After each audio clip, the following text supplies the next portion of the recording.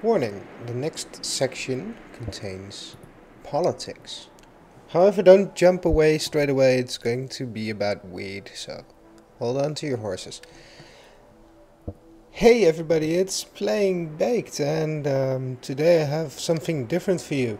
Ignore the flashy bits in the background, it's a game to have something you can watch at while you listen. Um, but I kind of spoiled it. Oh, ignore that sound, it's on my end. Um, but spoiler alert, it's going to be about weed.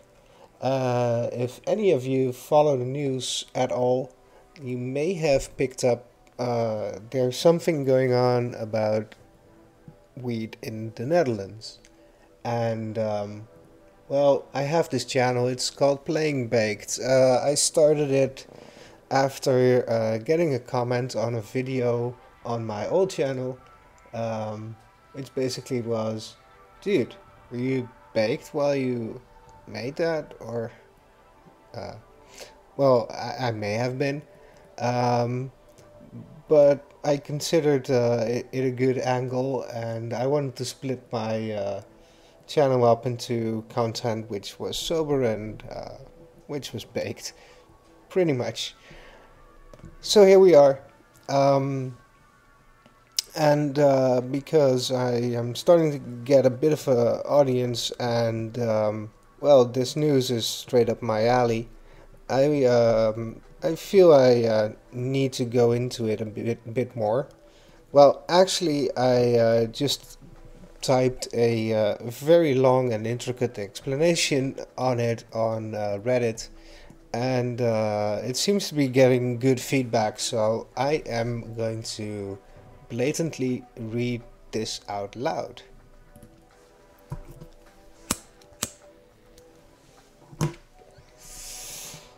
Okay, let's explain this because nobody gets it, including us Dutch. Now, I'm only painting the picture because how it's really going down remains to be seen. The Dutch can't really legalize weed now due to international pressure, uh, basically fear of the international implications. Mainly because its current status quo. It's sort of illegal. It is illegal, but it's allowed for personal use in small quantities. It's political suicide to try and push for full legislation now because of said international conflict.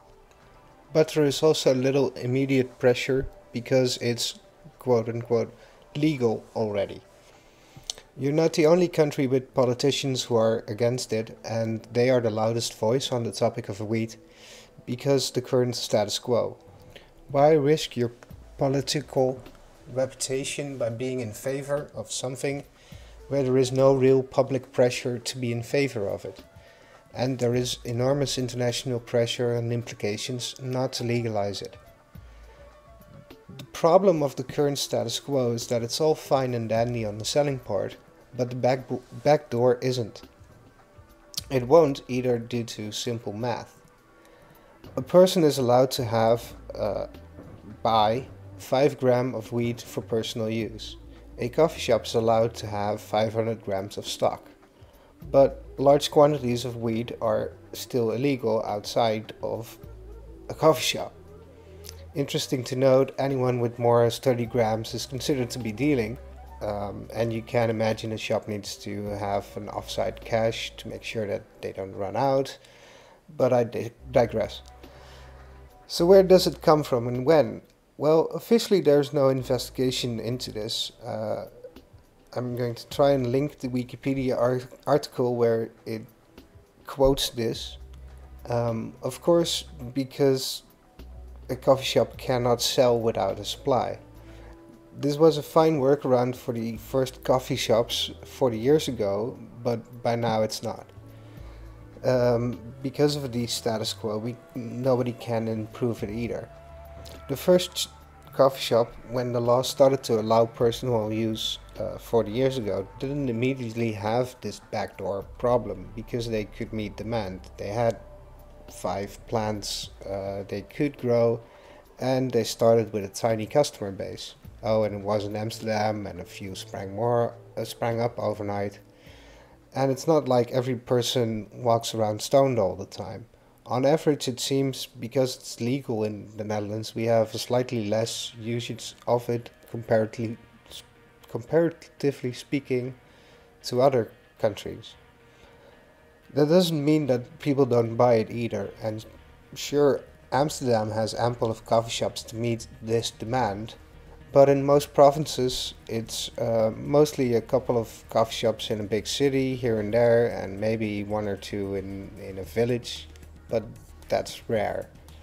Roughly in my province, which is 15 times larger as Amsterdam, which borders Germany, um, we roughly have the same amount of people as the urban area, not the total metropolitan area, of Amsterdam, and we have roughly 12 coffee shops. Amsterdam has around 200. Thank God it didn't get in effect in my province, but aside that, you can see why some small villages in border areas feel like everybody just travels there just for the weed. Um, I digress a bit. Partly the supply could come from illegal sources. There's no real investigation into it anyway. Um, and it's quite likely because mass growing, and you need to keep up with demand, is illegal by definition. Because it's illegal to have large quantities of marijuana. The problem with illegal things is that criminals get involved that don't play so friendly. For example, a drug runner from France can be quite interested in buying from them as well. Drug running and things like stealing power and using homes as growing spots all give illegal growing a bad name, and illegal growing ends up as a spear point for certain politicians as to why this whole weed thing is bad. Another problem with the fact weed is for sale in the Netherlands is that it isn't for sale in the surrounding countries. Now this may sound silly out of context, but unlike crossing, for example, the Mexican border with weed in your car and getting into trouble directly at the border, you can cross the border in European countries. It acts as one country. You can buy weed here, drive to Berlin for all I care without getting stopped, or well, maybe you get stopped if you're unlucky, but it's a possibility. I'm not saying it's a good idea, but you can easily do it. Regardless, in the border areas, there's a lot of people from Belgium, France, and Germany that come and buy weed. Now, we don't hate selling it to them, and most won't cause any inconvenience. But think of it like this: if you're playing SimCity and you're going to build a theme park or stadium, you'd build it around the edge of the town or next to the freeway because that makes sense for traffic and to keep an otherwise quiet residential area as such. 40 years ago, when the first coffee shop started in Amsterdam, firstly, the borders weren't open, and secondly, if you wanted to start a new business, you had to stick to the zoning principles, just like in SimCity. If you have an industrial zone, there won't suddenly be houses all over there, and in a residential zone, there won't suddenly be a steel mill or any other heavy factory. Since a coffee shop is commerce, and downtown is usually the commercial zone, and residential a lot in the Netherlands, coffee shops tended to locate themselves there. Surprisingly, they are a huge success and they draw visitors.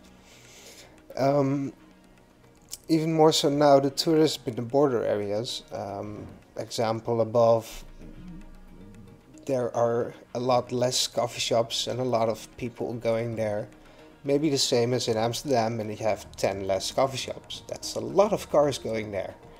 In Amsterdam, you just walk to it from the from the train station where you arrive by the plane. Well, you get the order, but you just walk to the coffee shop and to the next coffee shop if you want to. Um, all those visitors, they are a nuisance comparatively speaking to the local inhabitants that don't really bother with all this weed stuff. Um, Basically, comparatively to a relatively tiny village, it's not just noticeable that these people travel there to buy weed. Um, but yeah, the traffic got to a point where it's a nuisance. Maybe there's a school or a church nearby, which is generally the case in the Netherlands. There's always a church or a school nearby because it just is. It's the um, it's the equivalent of building a medium-sized football stadium downtown into a small village. Despite that not a lot of hooligans come there, the amount of nuisance it's similar. If your neighbor throws a party where everybody is invited for 5 minutes, it's not the soft but slightly audible music that will drive you nuts, but the flow of traffic and the constantly ringing doorbell, even if the guests don't litter and make loud noises. Um, a solution could be just to acknowledge this tourism and build a drive-through coffee shop near the border or out on the outskirts of the town or whatnot. It's not our problem that they don't want to sell it in our neighboring countries. Um, but building such a place would have been quite on the sensitive side internationally, and all plans for moving coffee shops or building new ones outside of those towns got shut down.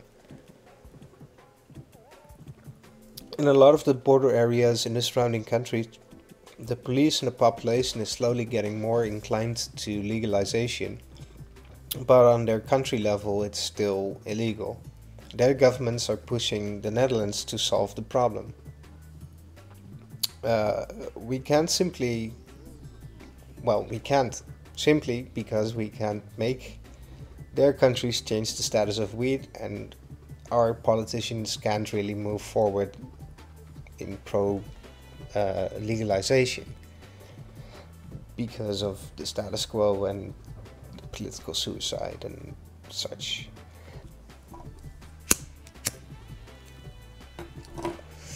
The only thing our government could potentially do with the least amount of effort and most amount of public backing was to look into the border issue, and they did.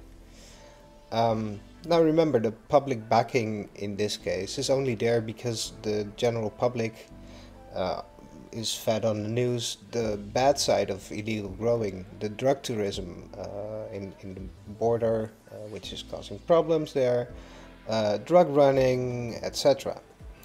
They're not getting the legalization message. Ugh, words.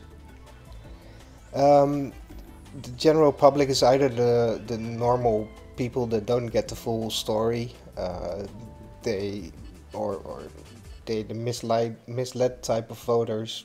I left out a political current joke. Edited it out actually, but no, I mean the normal guys.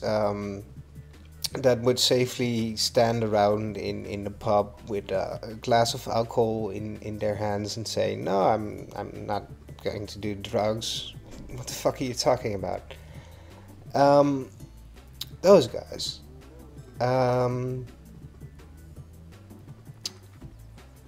But yeah, just because it's allowed to buy weed doesn't make it a popular topic. Sure, in Amsterdam it's not known to a lot of people, but on average it's not a popular topic. So remember that political suicide thing? Yeah, this results in the only party actually pushing forward stuff and looking at this is unfortunately a party inclined to restrict weed instead of pushing it forward. And they thought they had an answer. We're just not going to sell to the tourists in the border area. To do that, they were not going to sell to tourists, period. But they kind of left out Amsterdam in that equation. That didn't stop them. People mentioned it, pointed it out to them, and they still managed to push through laws and enabling it so that in effectively May last year, in three border in 3 provinces bordering other countries, you had to register to be able to buy weed, so-called weed pass.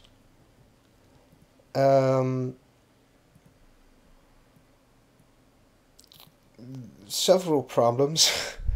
And just like the politicians, I'm going to ignore the big one about the protests about Amsterdam. This of course led to protests, but long story short, this law got pushed through. So only residents could buy weed. Now the problem, amongst other, is it's discrimination to selectively sell to some but not to others, just because they're white or black or foreign. So to work around this, you could only buy when you're registered as a buyer, and you could only register as a buyer. You register for that weed pass if you're an occupant. Not that it changes much, but the court case deciding if it was discrimination was still pending, and it was still dumb for various other reasons. But aside that, the people would just drive to the next province in the intermediate months. Another problem, which actually turned out to be a problem, was that people jumped into the vacuum. The shops wouldn't. Some shops closed down. Some shops refused to sell, but some shops adapted, and they couldn't sell to the tourist. So other people started to sell to the tourists. There were people starting to sell drugs on the street instead of in this nice little coffee shop where it's no problem. So people were initially complaining about nuisance from people going to the coffee shop, and now everybody started to complain because it didn't restrain to the coffee shops, but people were selling it on the street. Meanwhile, this all was going on, the old government collapsed, and fast forward to now, there's some new people, and they are trying to solve the mess.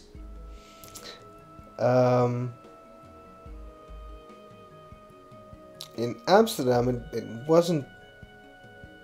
It's not a problem anyway, because there was already a ton more tourists than there are people that are weed tourists.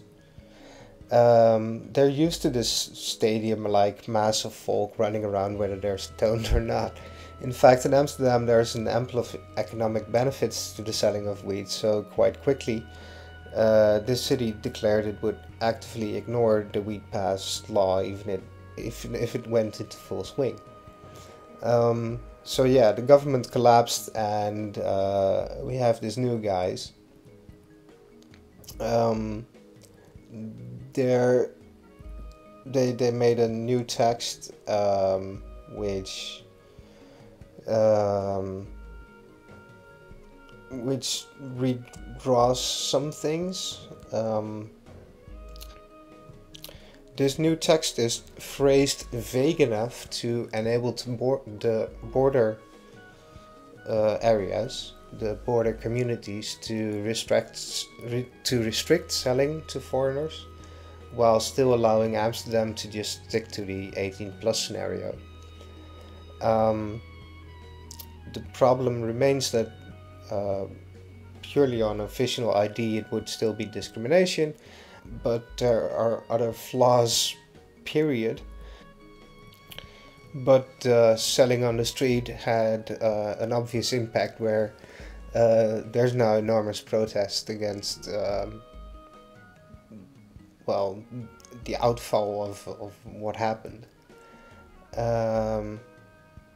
So currently there's a enormous protest against the wheat pass, and my bet is the new guys probably thought it was a bad idea to keep the wheat pass, but they had to imagine another way to create a scenario where they can restrict selling to tourists where they need it in the border areas where they have this problem,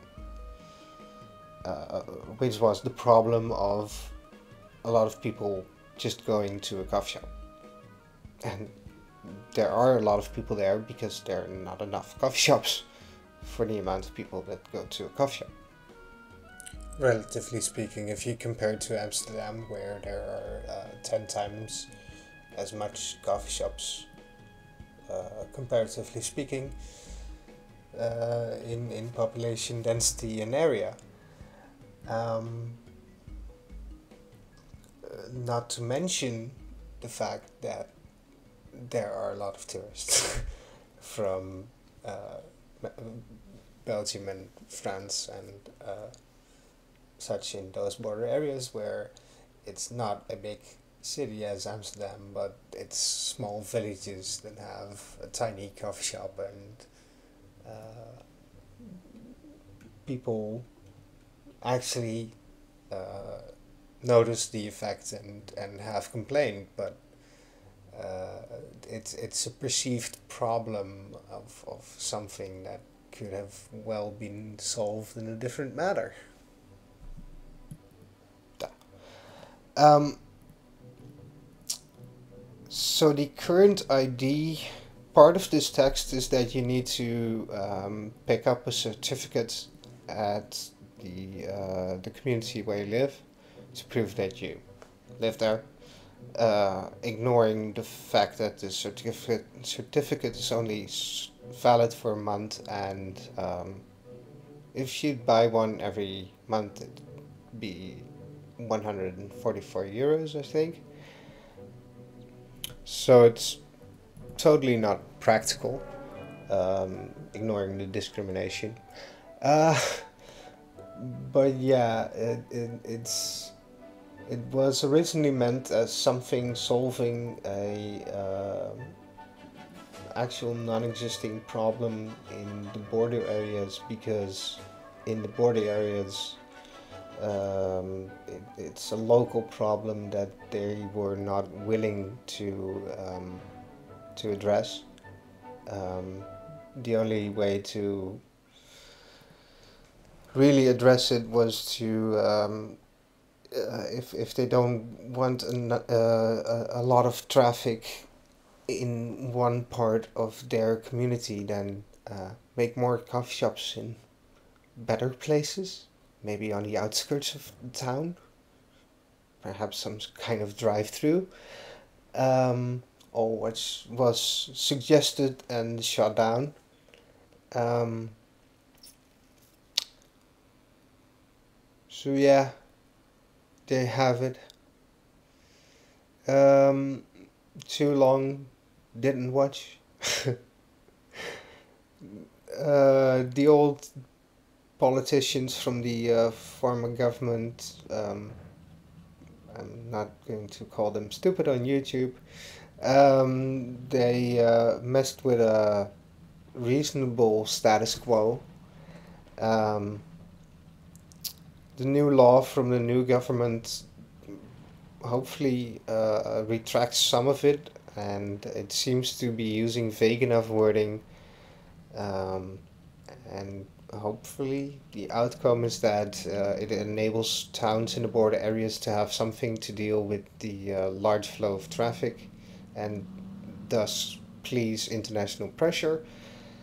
Um, but yeah, Amsterdam will not really be forced to deal with it, and they can happily sell to tourists. It's still all fresh in the air, and well, it's still all fresh and up in the air. So nobody's quite sure what's going to happen, but they at least started to rethink the situation and do something, because the way that it was heading was totally terrible. There were people dealing on the street, um, instead of having a perfectly fine situation in a closed environment of a coffee shop. You bring it back into illegality. Hooray, hurrah. So, good ideas all round. Um,